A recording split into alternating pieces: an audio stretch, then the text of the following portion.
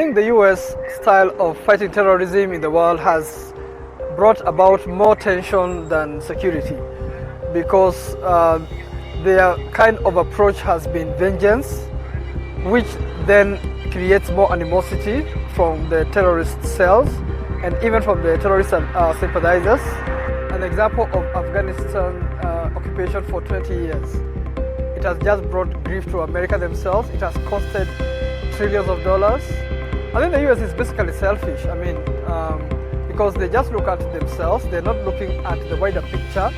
The US self-centeredness that they feel once they're secure, then it doesn't matter. The terrorists can hit other countries, but not hit American interests. I think that is selfish. The world is getting more insecure. I mean, you see what the US has done in the Middle East.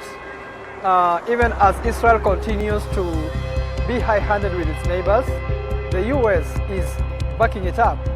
And it's not the only one. I mean, the US has backed up regimes that oppress their people and even oppress their neighbors. If at all, those countries are playing ball with America's geopolitical interests.